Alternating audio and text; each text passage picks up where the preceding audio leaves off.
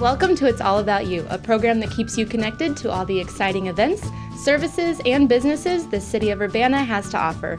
I'm your host, Natalie KennyMarquez. Later in the show, I'll chat with a familiar face, but now in a new role, City Clerk Charlie Smyth will join us.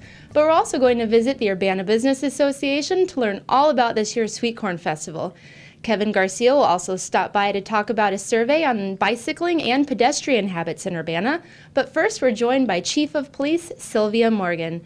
Thanks for joining us today. Sure, no problem. So you've been on the program before. It's been a couple of years now, and a lot has changed in the past couple of years. One being you recently took on the role as Chief of Police. Right. How's that going so far? I think it's going pretty well. I think it was kind of a natural progression in my career. I was, the deputy chief for 5 years, and so I feel like I had a pretty good idea what needs to be done in this office as well. And I learned a lot from the prior chief, Pat Conley. So I'm excited. I think things are going well so far. We've been able to, a little rocky road there for a little while, but I think things are going really well.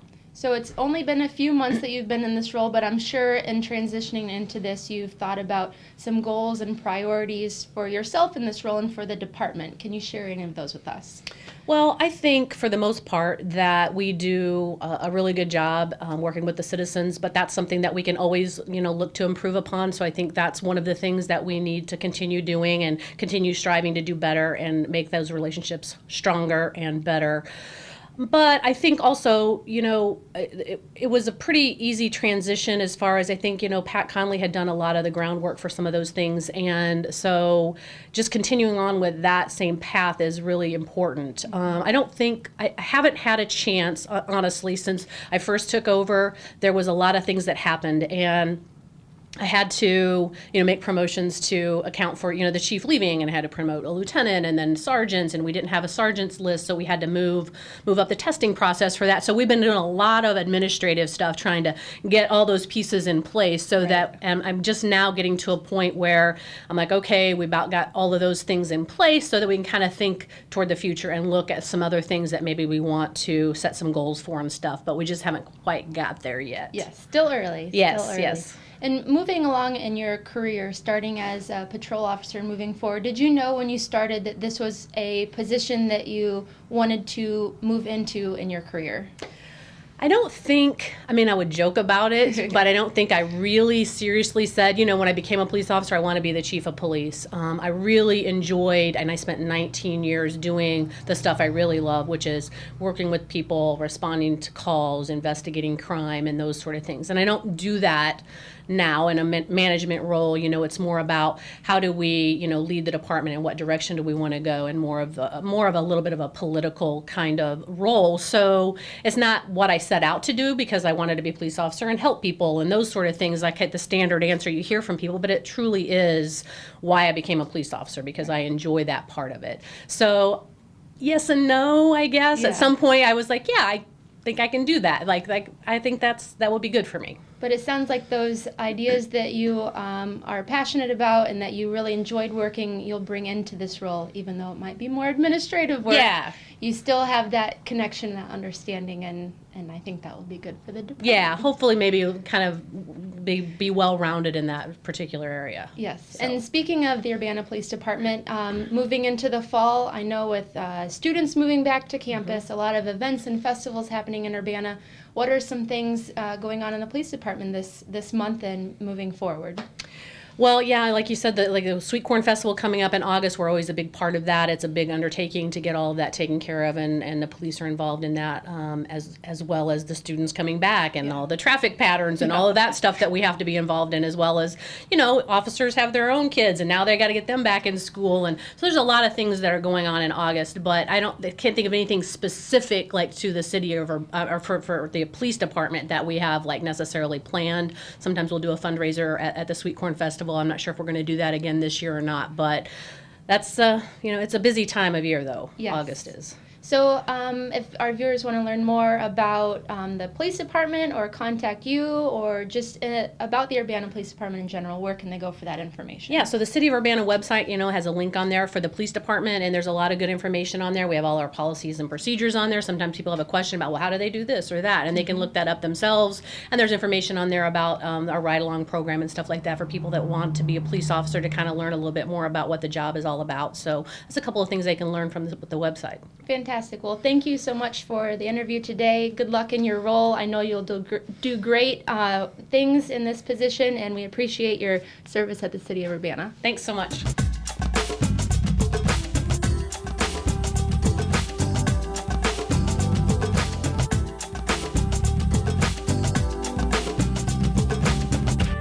And welcome back to It's All About You. We are joined today by Paris and Megan of the Urbana Business Association. Thanks for being on the program today. Thanks for having us. It's always great to talk to the Urbana Business Association because you have so many great things going on, not just for businesses in Urbana, but also residents and visitors, one of which is coming up in just a few short weeks, the Urbana Sweetcorn Festival. Yep. So the Urbana Sweetcorn Festival is kind of an Urbana institution. It's been around for how many years? This is going to be the 43rd annual Sweetcorn Festival. That's amazing. And I know that every year there's, there's been some tweaks made to it, some additions and some enhancements. Tell us about what we can expect this year. Okay, well, this year we've actually taken the festival back to its roots and made it a more local festival. So we have incorporated our downtown businesses, restaurants and bars into the footprint. We were able to bring in more local restaurants and crafters and vendors and just bring it back to the community and its roots. So when you bring it back to its roots, what does that mean? What can we expect when we come to the Sweetcorn Festival on what days again? August 25th and 26th. That's a Friday and Saturday. So August 25th and 26th, the dates of the Sweetcorn Festival. Megan, tell us about the family-friendly activities we can expect. So we will have different activities such as the Cranert Center coming out and making cute little bracelets that are made out of guitar picks. We'll also have the action inflatables that kids love to go run around and bounce on. And we'll also have the One Community Together stage, having an array of different kids' activities throughout the day on Saturday. Fantastic. And so it sounds like there's a lot of great things for families and for kids, but then there's also some great things for adults too. Yes. So tell us about that. Okay, so we actually have a lot of really good local entertainment this year. So we have 7 different acts between Friday and Saturday, ranging from Boat Drunks, Candy Foster, Tons of Fun Band, and a special performance for Elnora Guitar Festival by Cranert Center. So that'll be a lot of fun. Yeah. And one of the biggest changes we made this year was how the drinks are going to go. So what you do is buy a souvenir sweet corn cup for $6, and that allows you to go in and out of any of the participating downtown bars and get any drink of your choice. It could be a mixed drink, it could be a beer, and then go to the main stage and listen to some music, go to the next bar, go get some corn, go to one of the festival beer stands. So it allows you to wander around the festival with any type of drink that you like. That sounds really great. What is the footprint of the festival? How is it laid out? Okay, so we actually are going to have the main stage down at the V of Springfield and Maine. So everyone will gather down in that area by Busey to listen to all the great music throughout the festival. And then corn is going to be on the east end of Maine, and then like North Broadway and North Race. Car show. Don't forget the car show. Car show, awesome. So where can our viewers go to learn more about the Sweetcorn Festival, to plan their trip over here? You can visit the website at urbanasweetcornfestival.com. And Megan, I nearly forgot to talk about some of the corn-themed activities and other things happening. Before we wrap, tell us about that, because that sounds super fun. So yes, since it is a Sweet Corn Festival, we will have our corn area available to actually be down near the courthouse where the main stage was last year. But on Saturday, we're actually having a corn eating contest. So we'll have a kids heat, we'll have a women's heat, and we'll have a men's heat. So for the kids, it's 3 minutes to eat as many pieces of corn as you can. For women and men, it's 5 minutes. So So we'll have some music down there, we'll have an MC, and it'll be a really great time to win some cool prizes, because if you do win, for men and women, you win a VIP package, and for kids, you win a trophy, a crown, and so it's really fun activity for the whole family to participate in. And we also have cornhole, so that'll be down by Bunnies and by Black Dog, so you can go over there and just play a few games of cornhole. Wow, cornhole, corn eating contest. I feel like perhaps I might need to get that typewriter method of eating the corn out. I might be a winner on that one. All right, well, thank you so much for all the great information. Oh, and last but not least, I know that in order to make this festival run, you need a lot of volunteers too, right? Yes. So where can our community go to help out with this event? So they can go to the UrbanaSweetcornFestival.com website, and there's a volunteer tab, so you can click on that. You can volunteer the different activities that I've mentioned, such as the cornhole, the corn eating contest. We also need people for our beer stands, for ice delivery. There's just so many different opportunities that you can bring your whole family to volunteer for. Wonderful. Definitely a community event, an institution here in Urbana, and we look forward to seeing some of the new exciting offerings that you've developed and having a great time on August 25th and 26th. Yep. Thank you, ladies. Thank you.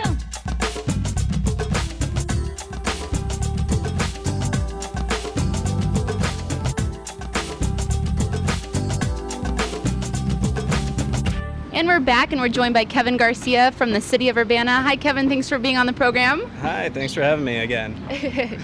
I think that you're one of our favorite guests, and we love talking to you about all things bicycle-related, planning, historic preservation. Yeah. You're kind of a jack of all trades there, but we love chatting with you, especially learning new things. And today I'd like to talk about BPAC. Yes. What does BPAC stand for? Okay, so BPAC is our Bicycle and Pedestrian Advisory Commission, and as the name suggests, it's a commission that's focused on bicycling and pedestrian issues, improving things for the city.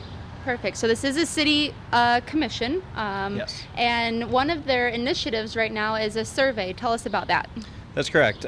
So the survey just closed at the end of July, but really the survey, and we got a great response for the survey, but I guess I'll get to that in a minute. But the survey was really designed to do a couple of things. First, to I guess identify how BPAC can better engage with the community, but also then to get an idea for really how often and why and where people are biking and walking around town, and then also get some feedback on how we can improve things there. Fantastic. And will that information be shared? Where can I learn about what my fellow community members think about biking and walking in Urbana? Yeah, so that's definitely going to be up on the website. So if you just go to the urbanaillinois.us and then search through there for Bike Urbana, it'll be on there. And what are some other things happening in the BPAC group coming up or moving forward, or some of the, I'm sure you have many plans and goals, especially that came out of this survey, but what are some other things that maybe the community can get involved with? Oh, that's a really good question. I can't think of anything immediately off the top of my head. I mean, we do have certain events coming up where you can learn how to bike. There's some beginning bike events for adults as well as for kids throughout the summer. We tend to do those with some of our partner agencies. Those are usually a lot of fun. And then for engagement, you could always come to a BPAC meeting and see what's happening. And when are the meetings? The meetings are the, let's see, let me get that right. Is it the third Tuesday of every month? But you can find it on our website. And that's urbanaillinois.us, right? That is correct. Fantastic. Well, thanks so much for sharing about the BPAC, letting us know about the survey. I can't wait to hear the results from that. And we encourage folks to use these great bike racks. Yeah, absolutely. They're all over. That's one thing we heard in the survey, is that people do like the ample bike parking that we have around town, especially downtown. Wonderful. You can usually find a place to park. Go Urbana. Yeah. All right. Thanks, Kevin. Thank you.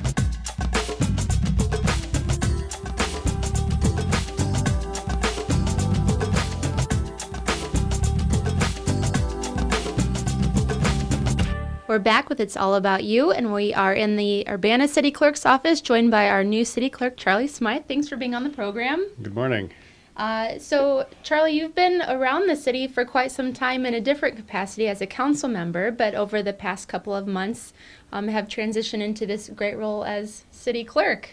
I know it hasn't been very long, but how are things going for you so far? It's going pretty well. I'm getting the hang of the different duties. Mm-hmm. It's very interesting to completely change roles, because as a city council member, I thought about the big picture things, policy, what's going on, across the city. As the city clerk, you're really concerned with a very fine focus, minutia, all things paper. Right. And it's very interesting because it really is, the wheels of government run on paper. That's the fuel. And your background was pretty tech heavy, right? And so coming into this, you probably have some really interesting ideas and maybe some new trends in record keeping and keeping the history of the community alive. Yeah, that's going to be one of the challenges, taking my IT background, which, I've been used to having computers do this and that and everything else for me, and using that IT technology in a way that helps modernize this office, both from a public access perspective, getting information back out to them, as well as just the internal record keeping. But as you do that, you have to deal with the myriad of state rules and regulations on how long you have to keep stuff. So, for example, we have to keep basically the original or some original facsimile of every city ordinance that's ever been passed. Forever. And in the cabinets behind me are all of those city ordinances. Wow. And in addition, there's a set of books where all ordinance resolutions and minutes are kept in perpetuity as well. And so those are in a not quite as secure a location as I would like, but they are there. And in addition, everything is microfiched from way back. And of course, the modern technology is to put everything online. So Right. everything that we do is online Right. from day one. Speaking of it being online, where can our viewers go to find some of this information online? Everything is in the city, on the City of Urbana's website, under government. And there are various tabs there. You can look at the city code and the zoning ordinance. There are specific tabs for that. But there's also an ordinances and resolutions tab, and you can pull those up and they go back quite a ways in time. You can even do searches on them. Wonderful. And as if there could even be more to do beyond all of what you just mentioned, there are some other services that your office provides to the community. Oh, yeah, well, okay, so there are two sort of things that are state mandated for the role of city clerk, and that's basically being the Open Meetings Act authority. Mm-hmm. So, all of the city's meetings are open to the public, and there's certain rules and regulations that have to be followed. So our office, and I have great staff that teach me what I need to know how to do, and do the day-to-day paperwork related to this. We generate agendas that have to be put out in a certain amount of time, ahead of schedule, posted to the web, and so on. So all of that paperwork gets converted to something online or gets posted physically in locations for the public to see. So that's one aspect, the Open Meetings Act. A big one, too. That's a big part. So in some way, I'm the public face of the city. Then the other aspect is the Freedom of Information Act, and so I serve as technically the Freedom of Information Officer for the city, but more I'm a coordinator. And actually, that's one of the big challenges to modernize. We get probably 700 or 800 Freedom of Information Act requests a year. Probably 80% of them are police-related matters, getting police reports and so on. Mm-hmm. And so I coordinate the different staff across the city who handle their department's Freedom of Information Act requests. We have a totally paper hand entry system, And that is the first thing I'm trying to modernize and turn into a database where it's all web driven with a nice platform on the screen that you can work with, a little dashboard, so that you can just click and make things happen. You still have to go physically find the records and things like that. There's still a lot of work involved.